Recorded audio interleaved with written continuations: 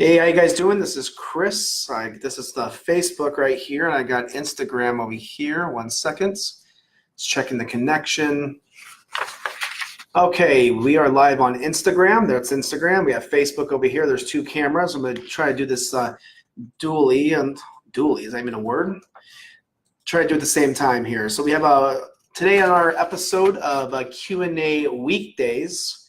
We're going to have debt relief questions. We're going to have 1, 2, 3, 4, 5, 6 questions. Okay, so let's take a look here. The first question we have is from Andrew.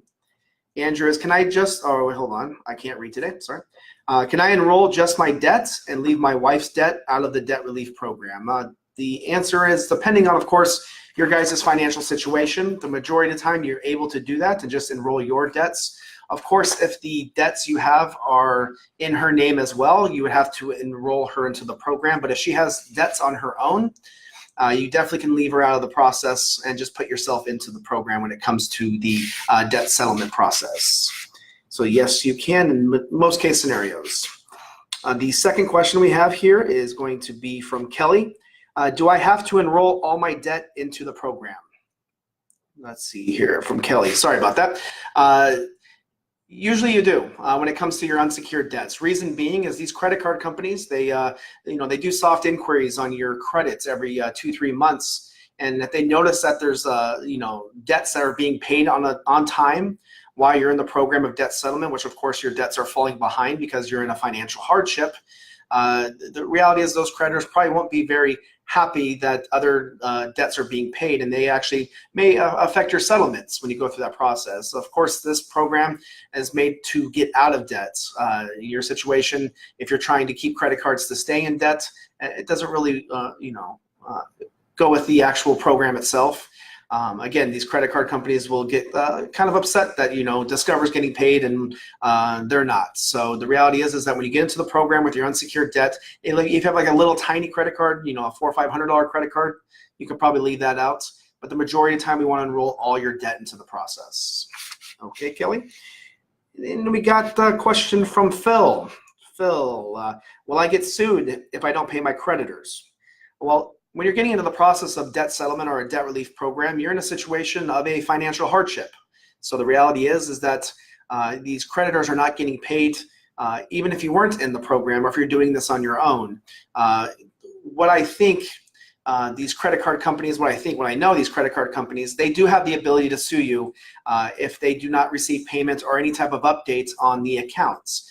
From a creditor standpoint, it does cost money to go through the process of suing you. And then, of course, if you're in a situation where all your debt is behind and they do that soft inquiry we just talked about in our last question, and they see that the majority of your debt is behind, that constitutes a financial hardship. So it's kind of like, what are they going to try to get from you at that point if they try to sue you? Especially if you're in a debt settlement program or a debt settlement process, or you're doing it on your own and you've notified them that you're in the process of trying to come up with some money to settle your debts. The last thing they probably want to do at that point is sue you, because it's just going to cost them more money, and if they're not getting any money anyway, so why would they go through that process?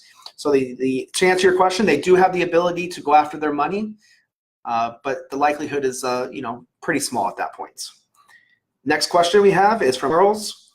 I'm having a hard time not paying back all that I owe. Let me just do that again. I'm having a hard time not paying back all that I owe. I know that I can't, why does this not make sense? Oh, I know I can't, but morally it's hard for me to accept, from Charles. So that's not really a question. It's just, it's a moral issue on your side. At the end of the day, you set up terms and agreements with a creditor to, pay back your debt, and a financial hardship happened.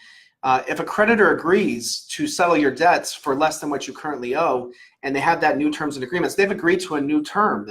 So at that point, paying that back morally doesn't, they've agreed to it at that point. So in your case scenario, it's not a moral issue. It comes down to, of course, what's your affordability. Now, if you had the ability to pay all your debts, you probably should do that. This program and this process of settling your debt is not the right thing for you. So if you have the ability to pay back your debt, pay it all. But as you said in this statements, you can't pay it back, so you have to look at some other issues and some other processes. So that's definitely why a debt settlement program works for someone in your situation, Charles. And the next question we have is from Virginia. What's the difference between your debt relief program and credit counseling? Credit counseling is usually sponsored and paid for by the credit card companies, and it's actually made for someone who's in a situation where they can't afford their minimum payments, because the payment's going to be very similar to what the current minimum payments are. Credit counseling is a good option for some people if you have the ability to afford that monthly payment. What credit counseling companies do is they actually they go to your creditors, or your creditors, they're already involved with your creditors, and then they fix the term and the rate for usually a 48 to 60 month period of time. So if you have the ability to pay back all your debt plus the interest with that payment, that's an option that you definitely can look at. Our debt relief program is a process for someone in a financial hardship that allows somebody to go to the creditors and settle their debt for less than what they currently owe, to get out of the debts based on that person's situation, of course, of being not able to pay back all their debts. So that's the major differences between those two programs. The next question we have is from Ron. Am I paying you on a monthly basis to handle my debt in your program? We are a service-based company. We are a profit company. We do not take any service fees until we actually go through the process of settling your debts. So when you're not paying us directly. With our process, we're setting up a special purpose account that's in your name alone. What that does is that on a monthly basis, we come up with a payment that's affordable to you based on your debts. And at that point, that monthly payment is then transferred from your current checking or savings account into that special purpose account. That special purpose account then grows as we contact the creditors and negotiate these settlements. Once we actually obtain settlements, we contact you. You then approve the settlement coming from that special purpose account to your creditors. So we're not actually holding any of your money. It goes into a trust account. And then you're paying us a service fee, but it's all included into your monthly payment.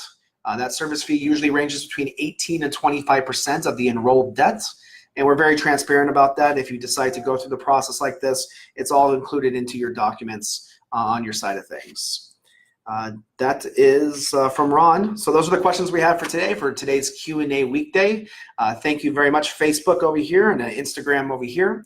Hope you guys have a good rest of the day, and we'll be talking to you guys soon. Bye-bye.